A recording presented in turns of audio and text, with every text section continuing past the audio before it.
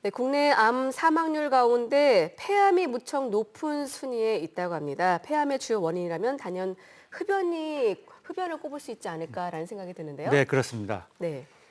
그런데 요즘 폐암은 흡연율이 높은 남성뿐 아니라 여성분에게도 발병하는 것이 좀 특징 중에 하나이겠습니다. 네. 심지어 국립암센터 조사 결과를 보니까 87.8%의 여성이 흡연 경력이 없는데도 폐암에 걸린 경우가 있었습니다. 그렇군요. 네. 그러니까 폐암 여성 10명 가운데 9명은요, 평생 담배를 피우지 않았다는 네. 건데요. 그래서 이번 시간에는 폐암의 원인과 증상, 그리고 또 다양한 치료 방법에 대해서 자세히 알아보도록 하겠습니다. 네, 도움 말씀 주실 김주상 교수님 모셨습니다. 교수님 안녕하세요. 안녕하세요. 네, 오늘은 폐암이 어떤 병인지, 그리고 또 폐암의 원인과 증상, 그리고 치료법에 대해 알아보겠습니다. 먼저 폐암이 어떤 질환입니까? 폐암은 폐에 생기는 암을 폐암이라고 얘기합니다. 이제 보통 흔히 폐암은 폐에서 시작한 암과 그다음에 다른 장기에서 시작한 암이 폐로 전이되는 과정을 두 가지로 크게 구별할 수가 있는데요. 먼저 이제 폐에서 시작해서 폐에서 돌연변이를 일으키고 그 세포들이 점점 커져서 덩어리를 만드는 거를 우리가 원발성 폐암이라고 얘기하고요. 네. 두 번째 전이성 폐암은 흔히들 이제 다른 장기에서 다른 암이 발생하였다가 그 암들이 폐로 전이되는 겁니다. 그래서 저희는 보통 이런 거를 전이되었다 이렇게 얘기하지 폐암이라고 따로 구별하지는 않는데요. 보통 전이성 폐암과 원발성 폐암으로 크게 구별할 수 있습니다. 네. 또 다음 또 폐암의 정의가 나오고 있는데요. 보통 폐암은 처음 진단 당시부터 증상이 없이 발견되는 경우가 사실은 다른 암에 비해서 좀 적은 편입니다. 한 5에서 한 15% 정도만이 증상 없이 발견이 되고 진단 당시에 약 15% 정도는 국소병변으로 발견되고 한 25% 정도는 주변에 임파선 전이가 있기 때문에 이 부분 정도 되면 보통 수술이 어려운 경우가 많습니다.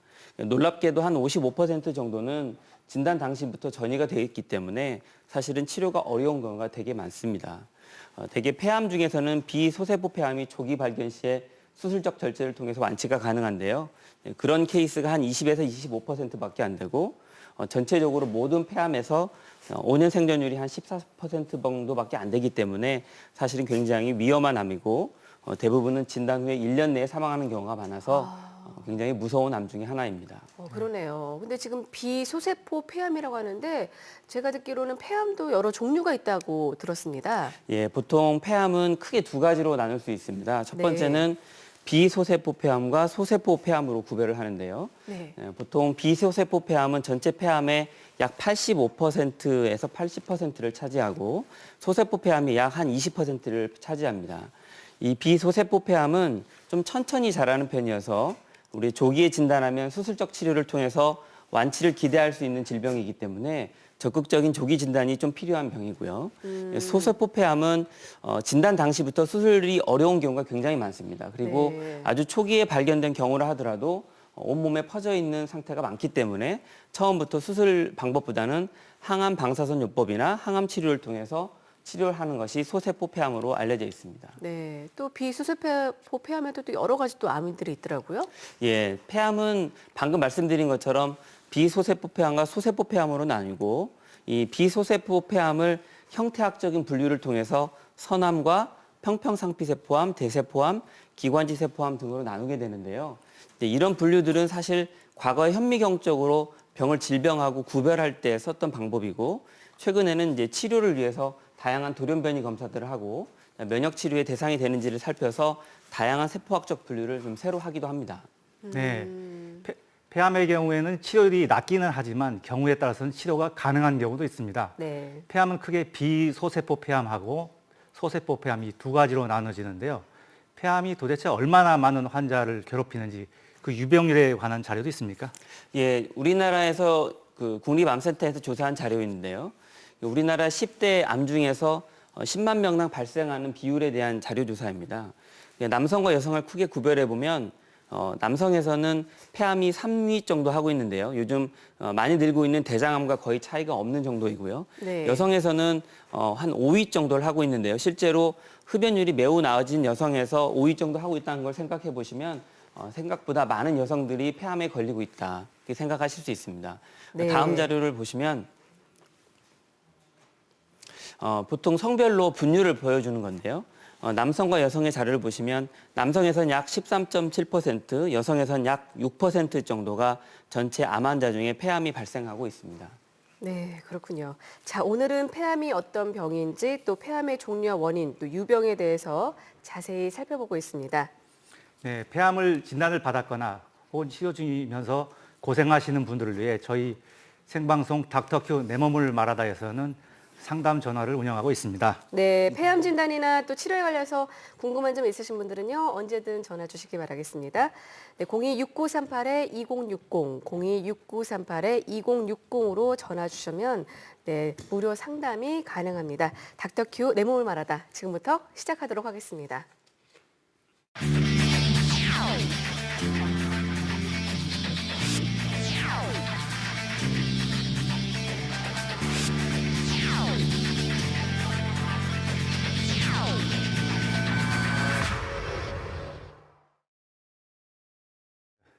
오늘은 폐암의 원인과 증상 그리고 치료 방법에 대해 알아보고 있습니다. 앞서 폐암의 종류와 유병률에 대해서 말씀을 해주셨는데요. 최근에는 남자뿐 아니라 여자분들에게서도 많이 발병한다면서요? 예, 맞습니다. 사실은 폐암은 담배와 밀접한 관련이 네. 있어서 대부분의 경우에는 남성에서 발생하는 경우가 많은데 네. 최근에는 여성에서도 발생하는 비율이 늘고 있습니다. 네. 지금 남자와 여자의 그 발생률 저희가 표를 준비했거든요. 표를 보면서 한번 이제 설명을 들어보도록 하겠습니다. 네. 그 연령에 따른 성별에 따른 그 폐암 발생 비율에 대해서 보여드리고 있는데요. 첫 번째는 남성 자료에서 보면 70대 이상에서 가장 폐암이 높은 수준을 보여주고 있고요. 네. 그다음 자료 여성 자료에서 보시면 여성 자료에서는 초기에 갑상선이나 유방암이 증가하지만 70대 이후에서는 3위 정도로 올라오게 됩니다. 80대 이후에서는 한 2위 정도 돼서요. 사실은 폐암이 젊은 사람보다는 나이가 드신 고령에서 많이 발생하게 되고 네. 담배를 태우지 않는 여성에서도 고령에서 많이 발생하는 것을 보면 비흡연자라고 해서 안심할 수 있는 단계는 아니라고 생각합니다. 그러니까요. 결국 남성과 여성 모두가 주의해야 되는데 폐암으로 인한 사망률 어떻습니까? 안타깝게도 폐암으로 인한 사망률은 매우 높은 편입니다. 앞서 설명드린 것처럼 전체 유병률을 보시면 남성에서는 한 3위, 여성에서는 한 5위 정도 하고 있는데요. 네. 전체 암종별 사망자 수 전체를 보시면 그래프에서 보시는 것처럼 가장 많은 수가 폐암으로 인해서 사망하고 있고요. 네. 그리고 다른 암들에 비해서도 5년 생존율이라고 하는 암의 지표가 있는데 그게 이제 실제로 얼마나 암이 잘 낫고 있는가를 보여줍니다. 그 자료에서도 보면 과거에 한 11%였다가 최근에 한 22% 정도까지 호전되고는 있지만 다른 모든 암종에 비해서 가장 생존율이 낮은 편이어서 매우 안 좋은 상태입니다. 네. 그렇군요. 모든 암 중에서도 폐암이 가장 높은 사망률을 보인다는 것은 좀 충격적입니다. 그렇다면 폐암은 왜 걸리는지 그 원인에 대해서도 좀 살펴봐 주시죠. 네. 보통 짐작을 할 수 있듯이 폐암은 가장 흔한 원인은 담배와 관련이 있습니다. 네.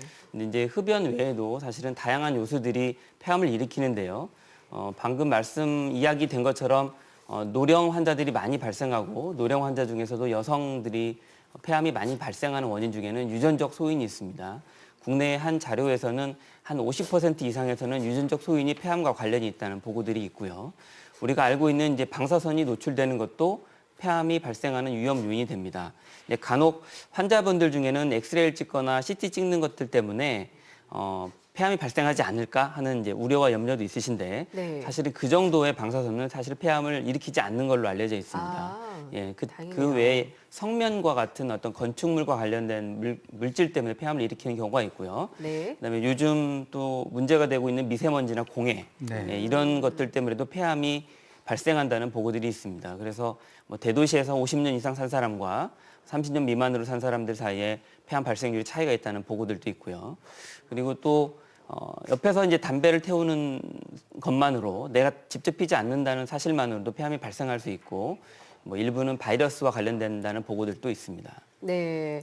자, 그러니까 보면은 폐암 환자의 15%는 비흡연자다라고 있는데 결국은 어떻게 보면은 나머지 분들은 흡연자라고 하기 때문에 주요 원인은 흡연이 아닐까라는 생각이 드는데요. 맞습니다. 사실은 폐암과 흡연은 굉장히 밀접한 관련이 있어서요. 네. 미국에서도 그런 조사가 있었고 국내에서도 흡연율과 폐암과의 발생과의 관계를 그 조사한 연구 결과들이 있습니다. 네. 보통 흡연을 하면 흡연 이후에서 한 25년에서 30년 정도까지 그 뒤에 다 폐암이 발생을 하게 되는데요. 보통 담배를 태우시는 분들은 담배를 많이 태울수록, 그다음에 담배를 일찍 시작할수록, 그다음에 흡연 기간이 길수록 폐암과 밀접한 관련이 있다고 알려져 있습니다. 국내 자료 조사에서도 보시면 네. 담배를 소비량이 많이 늘어나면 그 뒤에 따라 폐암 환자가 사망률이 증가하고 있는데요. 그래프에서도 보시면 한 25년 뒤를 따라서 사망률이 폐암과 밀접하게 연관되어 있음을 보실 수 있습니다.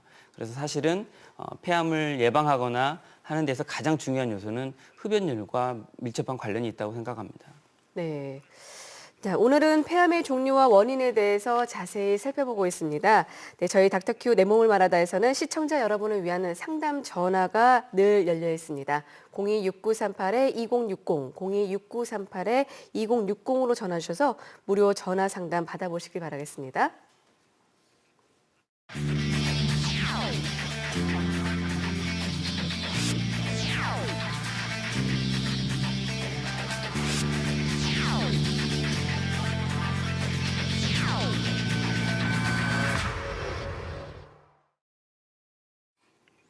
네, 폐암으로 어려움을 겪고 계신 분이나 혹은 폐암 치료에 관해서 궁금한 점이 계시면 전화 마련되어 있습니다. 026938-2060, 026938-2060입니다. 네, 지금 전화 주신 시청자와 바로 만나보도록 하겠습니다. 여보세요? 여보세요? 여보세요? 예, 안녕하세요. 아, 나 텔레비에서 가는 소리. 아, 네, 전화 잘 주셨습니다. 어떤 점이 궁금하신가요? 저는 폐암, 수술할 때 0.9였는데요. 지금 그거 하니까 1년 반이 지났는데, 4개월마다 검진하다가 지금은 5개월마다 검진해라 하는데, 몸속에 여러 군데 이렇게 뭐가 있기는 있는데 그게 안 자라고 거기 있는 상태다 하던데요. 그게 무섭고 두려워서 가는데 그게 재발이 제일 무서워서 가는데 재발 안 되도록 이렇게 하고 싶거든요. 음식하고 약 같은 거 그런 게 궁금해서 전화드렸습니다. 네. 제가 궁금한 게 있는데 지금 폐암 진단을 받으신 건가요? 아니면은 폐암일지 받고, 모르니까? 예, 폐암 수술하고 1년 반이 지났습니다. 아, 네. 그러셨군요. 네. 어떻습니까? 교수님, 이분 같은 경우에는요. 네. 예, 뭐 제가 지금 뭐 정확히 자료를 네. 보고 있는 건 아니어서 말씀드린 내용으로 짐작을 해보면 최근에 3개월, 4개월에서 추적하다가 한 5개월 정도 추적하시는 거 보면 폐에 뭔가 보이는 병들이 이제 재발하거나 생긴 건 아닌 것 같고요. 만약에 네. 그게 문제가 됐으면 더 짧게 보셨을 것 같습니다. 네. 네. 아마 그런 것들이 혹시 암이 되지 않을까, 혹시 그런 것들이 암일까, 이걸 좀 조심스러워서 재발을 안 할 수 있는 방법이 없느냐 이제 여쭤보신 것 같은데요. 그렇죠. 재발이 제일 무섭죠. 네. 네. 앞에서 잠깐 언급을 한 것처럼 혹시 이제 담배를 태우신다면 담배를 지금이라도 끊는 게 굉장히 중요하고요. 네. 그다음에 이제 최근에 나오는 여러 가지 문헌의 조서도 그렇고 연구 결과도 그렇고 우리가 당연히 옛날에 생각했던 것들인데 이제 면역 기능이 좋아지면 암세포를 치유할 수 있을 것이다라는 생각을 가지고 있는데요. 그런 것처럼 저도 이제 환자들한테는 그런 걸 많이 권합니다. 일부러 너무 살을 빼려고 노력하지 마시고 네. 네. 용류 섭취도 충분히 하시고 운동도 많이 하시고 요즘처럼 이제 날씨가 좋으면 야외 생활도 하시면서 사실은 마음과 몸을 또 새롭게 하시는 게 병을 예방하는 데 가장 중요한 요소가 되지 않을까 싶습니다. 네, 아무래도 면역력을 키우는 게 네. 재발을 낮추는 그런 가장 좋은 방법이 아닐까라는 생각이 들었습니다. 네, 지금까지 전화 주셔서 감사하겠습니다. 네, 계속해서 다음 전화 연결하도록 하겠습니다. 여보세요? 아, 네, 안녕하세요. 네, 안녕하세요. 네, 어떤 점이 어떻게 궁금하시죠? 아, 지금 저희 남편이 한 30년 정도 지금 흡연을 하고 있거든요. 근데 네. 워낙에 담배를 하루에 한 두세 갑 정도 많이 피는 상황이라 이렇게 폐암에 대한 두려움이 있긴 한데 지금 담배를 금연을 하려고 노력을 해도 그게 잘 안 되는데 혹시 폐암을 뭐 예방할 수 있는 방법이라던가 이렇게 미리 좀 조기 이렇게 발견할 수 있는 검사 방법들이 좀 있는지 그런 거를 좀 검사를 해보고 싶거든요. 네, 검사 방법에 대해서 물어보셨어요. 예, 네. 굉장히 좋은 질문을 주신 것 같습니다. 사실은 네. 앞에서 말씀드린 것처럼 담배를 이렇게 오래 태우시고 담배 양이 많은 분들은 폐암과 밀접한 관련이 있고 또 실제로 담배를 금연을 시작했어도 폐암에서부터 자유로울 수는 없습니다. 네. 그래서 사실은 초기에 적극적인 진단만이 폐암이 생겼을 때 완치할 수 있는 유일한 길이라고 생각을 한다면 네. 적극적으로 검사를 하셔야 되는데 우리나라에서도 이제 폐암에 대한 진료 권고로 한 내용에서는 55세 이상에서 30년간 흡연을 한 경우에는 저설량 흉부 CT라는 것이 있습니다. 흉부 CT요. 예, 네. 일반적으로 찍는 CT가 아니고요. 방사선 양을 한 10분의 1 정도 줄여서 아. 여러 번 찍어도 몸에 큰 문제가 안 될 정도로 폐 쪽을 정밀하게 볼 수 있는 흉부 CT라는 것을 권고하고 있습니다. 네. 그래서 해마다 건강검진을 하실 때 꼭 그런 항목을 챙기셔서 저설량 흉부 CT를 찍는 것을 권해드립니다. 네. 네, 1년마다 이렇게 흉부 CT를 통해서 꼭 검진을 받아보라고 말씀해 주셨습니다. 전화 주셔서 감사합니다. 아무래도 전화상으로는 정확한 진단에 한계가 있으니까요. 네, 권유해 주신 지금 흉부 CT를 통해서 꼭 정확한 진단을 한번 받아보시기 바라겠습니다. 네, 네, 오늘 시청자분이 전화를 주셨는데요. 사실 그 말이 오늘 방송, 폐암에 관련된 방송에서 가장 핵심입니다. 네. 55세 이상 네. 30년간 담배를 피신 분이 폐암이 걱정될 때는 꼭 저설량 CT를 찍어 보시라. 이거입니다. 네, 오늘은 폐암이 어떤 병인지 그 원인과 진단, 치료에 대해서 알아보고 있습니다. 앞서 폐암의 원인과 유병률에 대해서 살펴봤는데요. 환자가 느꼈을 때 처음에 나타나는 조기 증상은 어떤 것들이 있습니까? 처음에도 잠깐 설명을 드렸지만 네. 폐암은 무증상 환자가 대부분입니다. 그게 무서운 것 같아요. 네, 그래서 사실은 어떤 증상이 나타났다고 하면 대부분은 치료가 어려운 경우가 많습니다. 대부분은 증상이 있더라도 비특이적 증상으로 오시기 네. 때문에 특정한 증상이 폐암이다 이렇게 말할 수는 없습니다. 그래서 한 예로 겨울철에 독감이 많이 돌면 흉부 X선을 많이 찍고 검사를 많이 하시다 보니까 오히려 그때 초기에 폐암을 진단받는 경우가 좀 있습니다. 아, 그래요? 예, 사실은 이제 보통은 국소적으로 암이 커지면서 나타나는 증상으로는 기침, 객혈, 호흡곤란, 흉통 이런 증상들이 생기고요. 병이 이제 조금씩 커지면서 주변을 압박하거나 누르면 후두신경이 침범되기 때문에 목소리가 쉬고 음식에 살에 걸리는다거나 약간 감기랑 비슷하네요. 예. 네. 그리고 뭔가 음식을 삼킬 때 좀 불편하고 그래서 사실은 내가 폐암이라는 생각을 미처 못할 때도 있습니다. 네. 그다음에 뭐 아주 드물겠지만 처음부터 너무 진행이 되어서 이렇게 그 풍이 오거나 그 심근경색 풍이 오는 것처럼 뇌질환 때문에 마비가 오거나 미식거리거나 구토 등의 증상 등으로 나타나는 경우도 있고요. 그다음에 병이 너무 심해서 뭐 마비 증상, 식욕 부진, 발열 이런 여러 가지 다양한 형태로 폐암은 나타날 수 있습니다. 네. 그럼 어떻게 아까 지금 이제 흉부 CT를 권하셨잖아요. 네. 그거 말고도 엑스레이 같은 경우도 있더라고요. 받는 경우도. 예, 사실 이제 병원에 가시게 되면 가장 흔하게 찍는 게 아마 엑스레이라고 생각하시면 됩니다. 네. 폐암 환자를 진단하기 위해서 사용하는 방법 중에 엑스레이는 반드시 필요하지만 엑스레이만으로 폐암을 진단한다? 한계가 많습니다. 아, 안 보이는 폐암이 너무나 많기 때문에 그리고 엑스레이로 진단되는 폐암들은 대부분 진단이 어느 정도 진행될 경우가 많습니다. 그래서 네. 처음에 엑스레이를 찍게 되지만 안 보이는 경우가 있다. 그래서 엑스레이 네. 난 깨끗하다고 폐암이 아니다. 이렇게 얘기하면 안 되고요. 두 번째로는 이제 병원에서 호흡기 증상을 가지고 있으면 다양한 객단 검사를 하게 되지만 그래서 암이 진단할 수는 있지만 매우 드문 경우라고 생각하시면 됩니다. 세 번째로는 기관지 내시경이나 조직 검사 등을 할 수 있는데요. 그런 것들은 처음부터 할 수 있는 건 아니고요.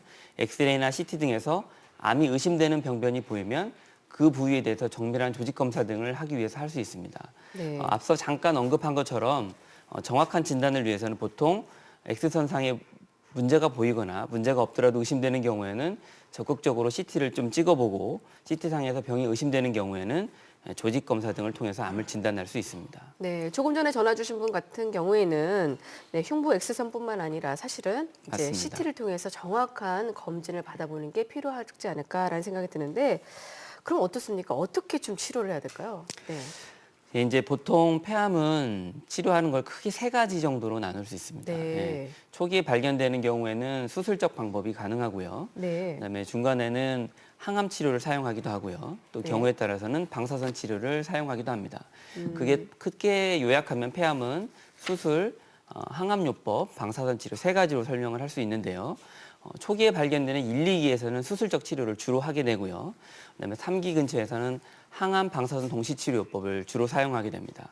네, 4기에서는 보통 보존적 항암 치료를 하게 되는 경우가 많고요. 네. 이제 4기 환자들은 사실 병이 많이 진행되는 경우가 많기 때문에 꼭 치료를 필요하는 경우도 있고 그렇지 못한 경우도 있어서 개별적인 환자 상황에 맞춰서 치료 방법을 결정해야 됩니다. 네. 또 근데 폐암의 종류에 따라서 치료 방법도 좀 다르다라고 얘기를 들었습니다. 네, 맞습니다.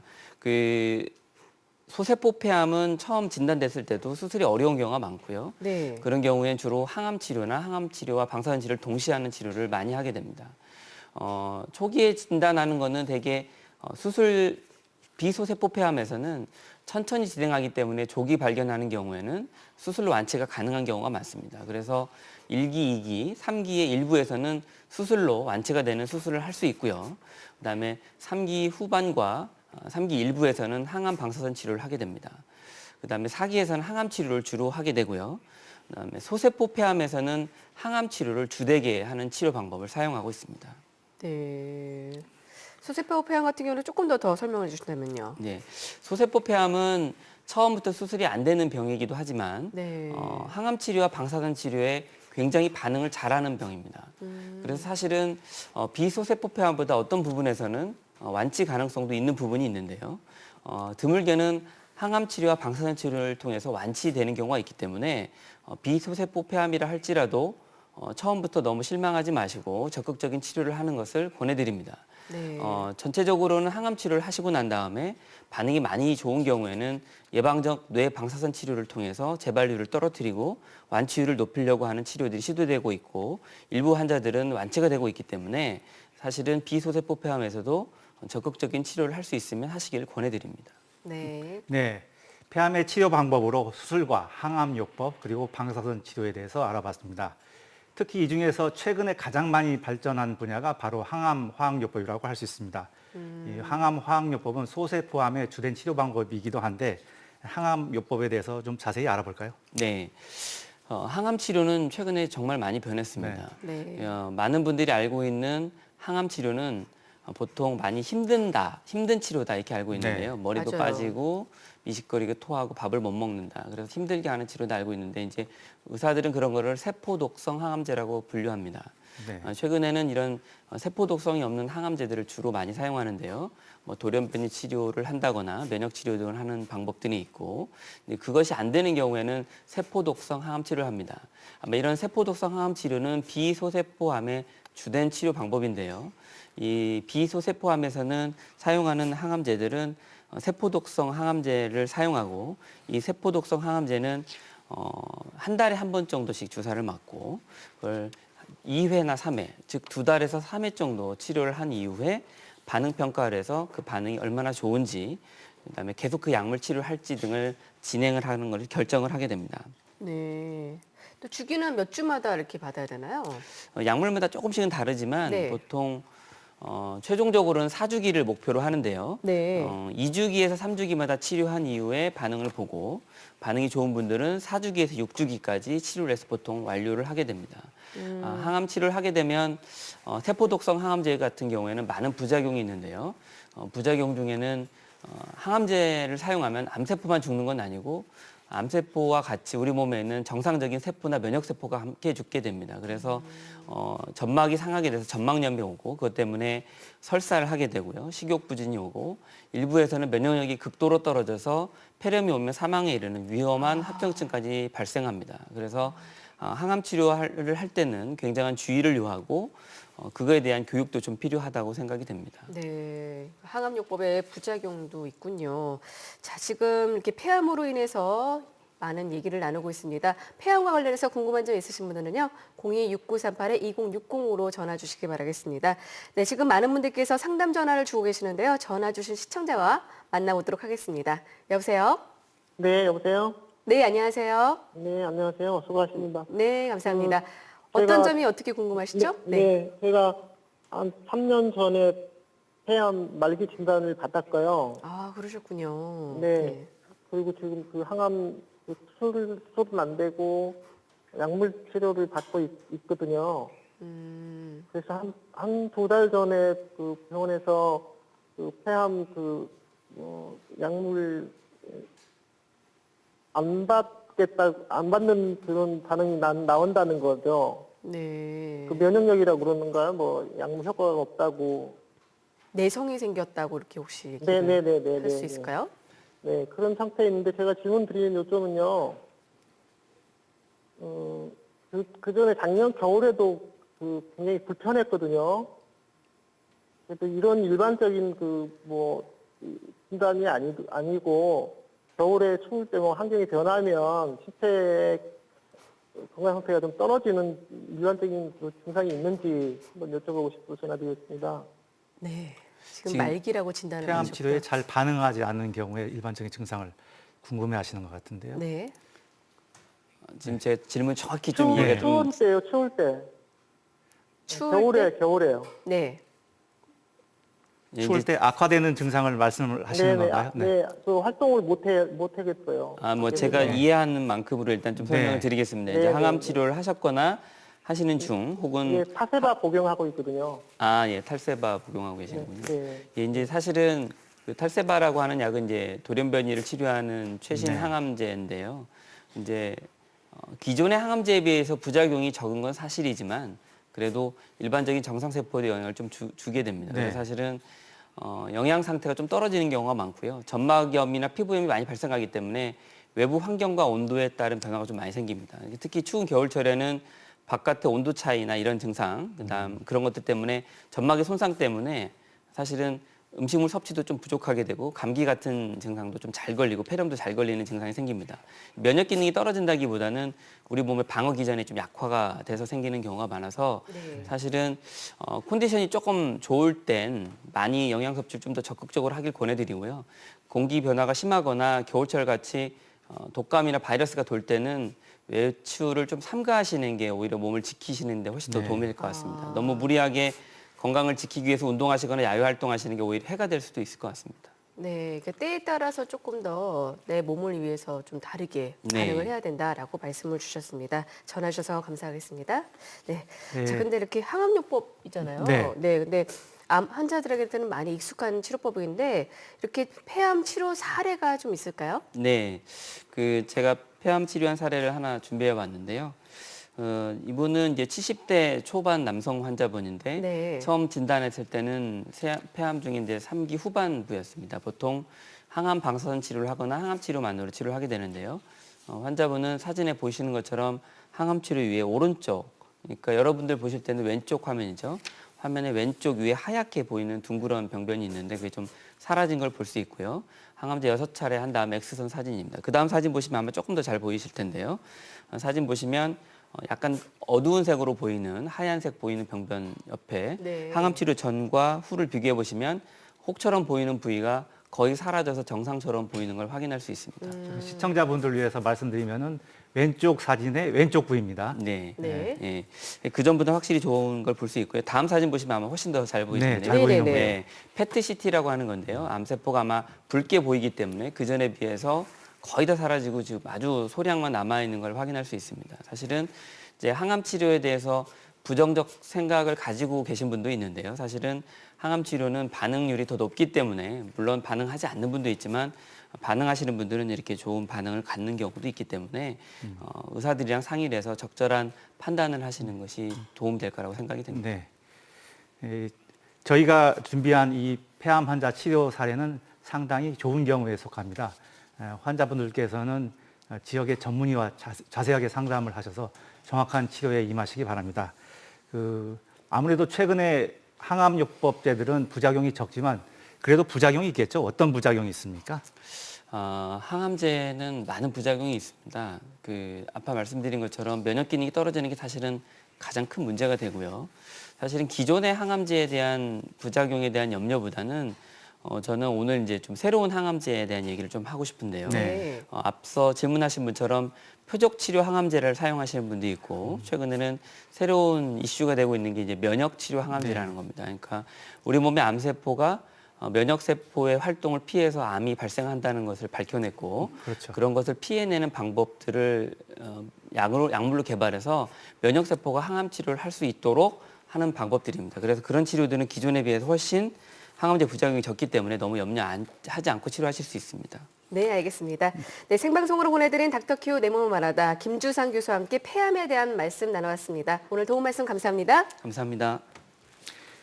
네, 1부는 여기서 마무리하고요. 잠시 후 제2부에서는 당뇨병을 주제로 상담 시간 준비했습니다. 네, 계속해서 많은 참여 부탁드리고요. 잠시 후에 인사드리겠습니다.